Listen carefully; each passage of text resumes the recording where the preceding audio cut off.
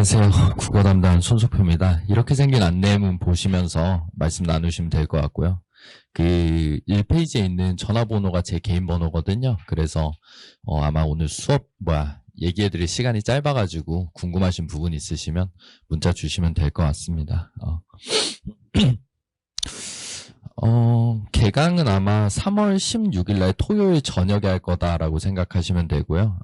수업 시간 6시부터 9시까지인데, 만약에 좀 미진함이 있다면, 이제 법이 허락하는 시간까지는 조금 더 남겨가지고, 뭘 하는 방식으로 진행을 하고 싶어서, 시간은 이렇게 설정이 됐다라고 보시면 될 것 같아요. 지금 학생분들도 좀 와 계신데 조금 안타까운 얘기를 좀 드리면 사실 전통적으로 휘문고 1학년은 국어 시험이 매우 쉬운 학교였습니다. 굉장히 쉬웠어요. 그래서 학생들이랑도 막 얘기할 때 그냥 휘문고 국어 시험은 거의 뭐 코인 노래방에 가깝다 막 이런 얘기했거든요. 노래 못 부르는 애도 90은 넘는다 막 이런 얘기하면서 막 이렇게 자기들도 그런 것 같다 막 그랬었는데 최근에 시험이 계속 좀 어려워지고 있어요. 애매한 수준으로 어려운 게 아니라 매우 어려워졌는데요. 지금 2페이지랑 3페이지까지 해가지고 이제 주요 문항 분석 같은 것들을 조금 보여드리면서 얘기를 조금 해드릴게요. 이게 왜 어렵냐라고 얘기했을 때 난이도가 상승하는 요인들은 굉장히 다양하거든요. 예를 들어서 외부 지문을 사용하면 난이도를 가장 쉽게 올릴 수 있어요. 아마 아실 거예요. 뭐 중학교 때도 보면은 처음 보는 시조 같은 거 들어있으면 어려웠잖아요. 그쵸? 이게 가장 쉬운 방법이고요. 그 다음에 두 번째로는 이제 문항 복잡도를 증가시키는 방식이라고 얘기를 하거든요. 이건 좀 전문 용어로 얘기하면은 문제를 조금 어렵게 만든다고 생각하시면 될 것 같아요. 휘문 같은 경우에는 사실 좀 문항 복잡도를 증가시키는 방식으로 문항 설계를 조금 하고 있는데요. 대표적으로 이거 보시면 아시겠지만 보기 문항은 정보의 양이 굉장히 많습니다. 뭐 보시면 아시겠지만 여기 지금 있는 내용들이 일반적으로 학교에서 사용할 때는 교과서의 학습 활동에 있는 얘기를 가지고 대부분 출제를 하거든요.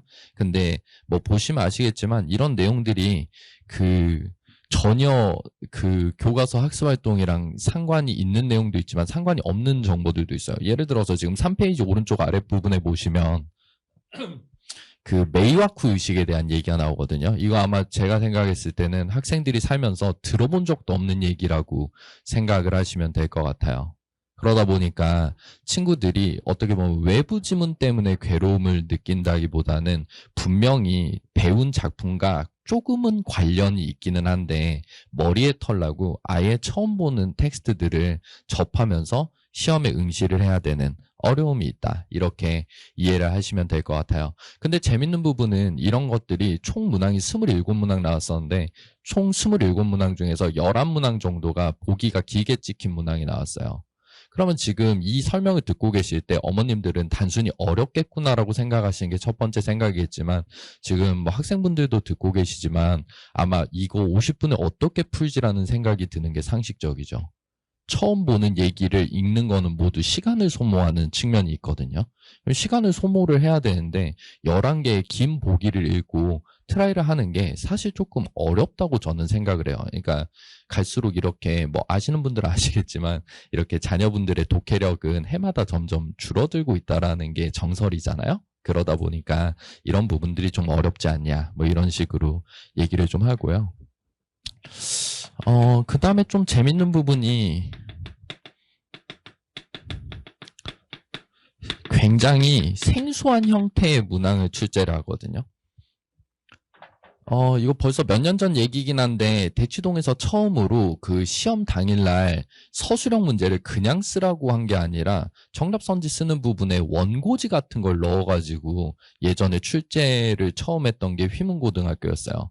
그럼 사실 정말 거짓말 같지만 이게 원고 짓는 게 무슨 의미냐라고 생각하실 수도 있겠죠. 근데 이제 실제로 학생들 입장에서는 원고지 형태로 서술형을 받아본 적도 없을 뿐더러 왠지 느낌상 띄어쓰기나 마침표 안 찍으면은 깎을 것 같은 불길한 느낌이 드는데 이 문제의 모든 이 문제가 왜 문제가 되냐면 고등학교 들어와 첫 시험이라 그래요.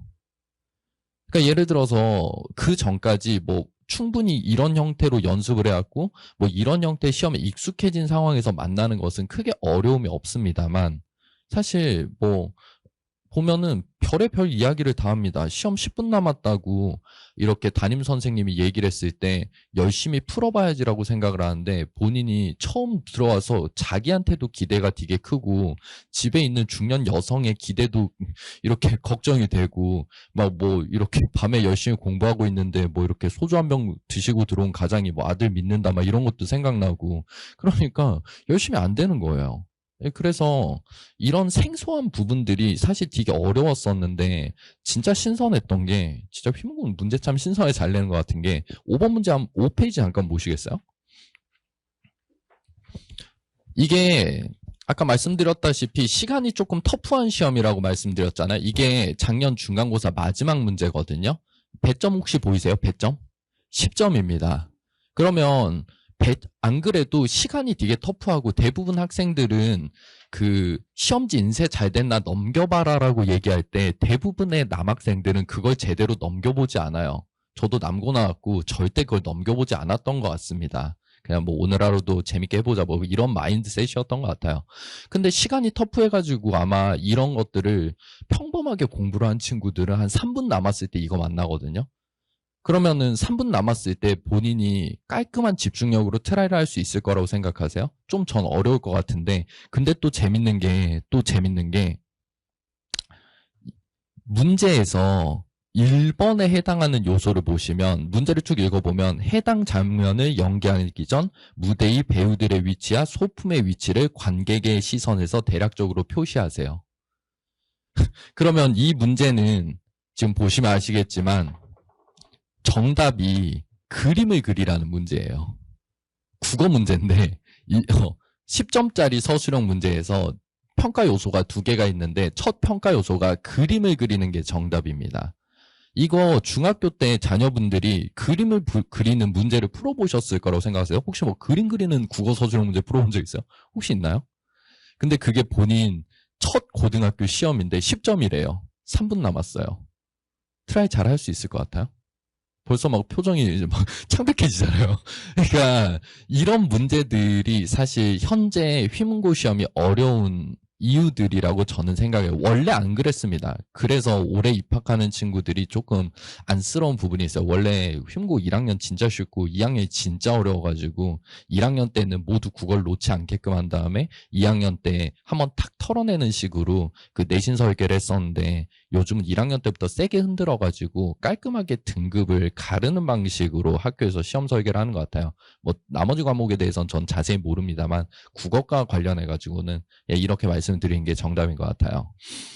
그래서 넘겨보시면은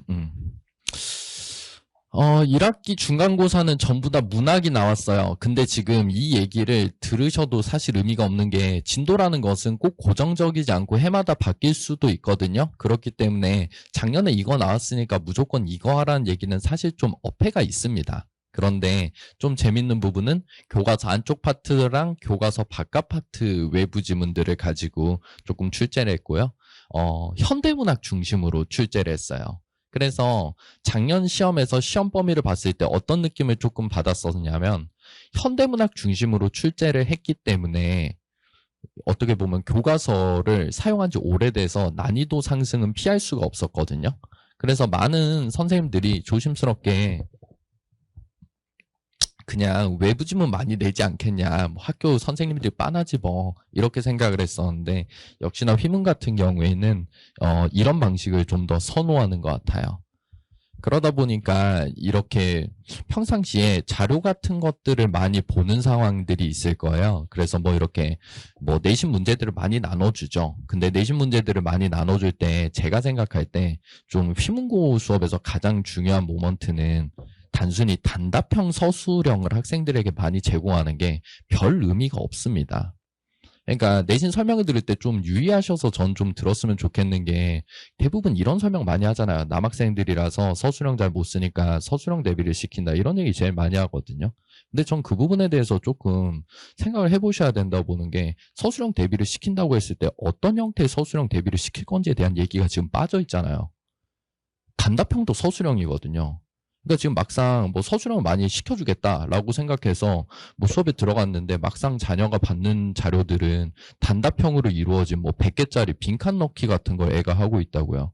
근데 이거 좋죠. 아니, 당연히 내용을 이해하는 데 분명히 전 도움이 된다고 생각합니다만 그런 것들을 양적으로 많이 한다고 해가지고 교과서 내용을 잘 알 수는 있지만 지금 보시면 아시겠지만 시험 경향이랑 일치한다고 생각하세요? 전 불일치한다고 생각하는데요. 그렇기 때문에 객관식을 많이 보든 주관식을 양을 좀 줄이든 학교에서 원하는 형태의 강력한 보기가 있고 학생들이 처음 보는 텍스트를 준거로 작품을 감상할 수 있게끔 이런 형태의 문항들을 같이 트라이해보는 경험이 현재 시험에서 가장 유용한 방식이 아닐까라고 생각하고 준비를 하고 있습니다. 그렇기 때문에 뭐 서술형 문제를 많이 드리겠다 이건 저는 거짓말인 거 저한테는 거짓말인 것 같고 그냥 드리는 서술형 문항들은 분명히 유의미한 형태로 제작된 것들을 드리겠다. 이 부분은 제가 약속을 드릴게요. 이렇게 말씀을 좀 드리고 싶어요. 그래서 뭐 이제 이것들은 한번 좀 읽어보시면 좋겠는데 뭐 이제 오늘 학생분들이 좀 오셨으니까 3번 얘기 좀 하고 싶네요. 이게 뭐든지 사람이 하는 일이다 보니까 멘탈리티가 되게 중요하거든요. 아까도 뭐 웃으면서 말씀드렸지만 이렇게 첫 시험에서 자녀분들이 겪는 심리적 압박은 굉장히 많습니다. 그렇잖아요. 사실 휘문고 갈 정도면 좀 편하게 얘기했을 때 중학교 때 어디서 못한다는 소리 들어본 바 없고 근데 학교에서 뭐 하고 있으면 나보다 훨씬 똑똑한 애들 보면서 좌절감도 좀 느끼고 그리고 뭐 부모님들도 기대도 크고 이런 상황에서 짧은 시간에 뭘 좀 고배점 서술형 문제를 푸는 거는 사실 학습의 영역도 있습니다만 본인의 멘탈리티랑 관련한 부분들도 분명히 있다고 저는 생각을 하거든요. 그래서 그런 부분들과 관련해서도 조금 연습을 좀 해볼 필요가 있다고 저는 생각을 해요. 그래서 직전 대비 때도 시간을 굉장히 터프하게 문항풀이를 조금 하거든요. 직전 대비 때 일부러 시간 압박을 주는 이유는 하나밖에 없어요. 시험이 현재 그렇게 설계가 돼 있으니까 뭐 편하게 한번 외운 거 다 외웠나 보자 이런 얘기가 중요한 게 아니라 짧은 시간이더라도 시간 압박을 받으면서 본인이 그런 상황을 체험을 해보고 그 다음에 라이브에서 보는 게 가장 점수의 기대값이 높습니다. 그래서 이런 식으로 준비를 좀 해드리고 있다라고 말씀을 좀 드리고 싶어요. 자, 그다음 뭐 대비책과 관련해서 뭐 1, 2, 3번 있는데 뭐 이런 것들은 그냥 보시면 되는 거니까 됐고요. 8페이지 한번 보실까요? 기본적으로 뭐 국어 같은 경우에는 사실 운동을 배우는 거랑 되게 비슷하다고 얘기를 해요. 교육학적으로는 수행능력적 지식이라고 해가지고 능력에 가깝다고 얘기를 하거든요. 그러니까 예를 들어서 뭐 사회라든지 한국사는 명제적 지식이라고 해요. 이거를 암기해서 정확히 알고 있냐 모르고 있냐 이런 것들을 명제적 지식이라고 하고요. 그 다음에 뭐 수학이나 운동, 국어 그러니까 이것들 자체에 대한 퍼포먼스를 보일 수 있냐 이런 것들을 수행능력적 지식이라고 얘기를 하는데요. 그러다 보니까 수행능력적 지식을 공부하실 때는 사실 정확한 폼으로 하는 게 되게 중요해요. 아마 뭐 이렇게 골프나 뭐 이런 것도 운동 배우시는 분들 분명히 계실 거라고 생각하는데 레슨 프로가 굉장히 폼을 정밀하게 다듬어 주잖아요. 그러다 보니까 수업 클리닉과 관련한 부분들은 기본적으로 제가 직접 담당을 합니다. 그래서 매주 목요일에는 제가 직접 나와서 클리닉을 할 거거든요. 그래서 평일에 혹시 조금이라도 시간을 내주실 수 있다면 선생님이 직접 진행하는 클리닉에 참여해서 공부할 수 있다는 점이 좋다고 생각하고요. 그 다음에 토요일에 9시에 수업 마치고 남아서 직접 선생님한테 물어보고 가는 그런 형태가 사실 국어에선 가장 이상적이라고 생각해요. 사실 조교 쓰면 저도 편하고 사실 되게 편합니다. 근데 시간도 많이 내드릴 수 있고요. 그렇지만 가장 정밀하게 배워야 되는 것들은 가장 정밀하게 얘기해 줄 수 있는 사람이 직접 하는 게 맞다고 생각을 해요. 그래서 이런 방식으로 준비가 되어 있습니다. 자, 오늘은 시간 관계상 여기까지만 말씀드렸고요. 궁금하신 거 있으시면 문자 주시면 제가 따로 연락드릴게요. 축하드립니다. 감사합니다.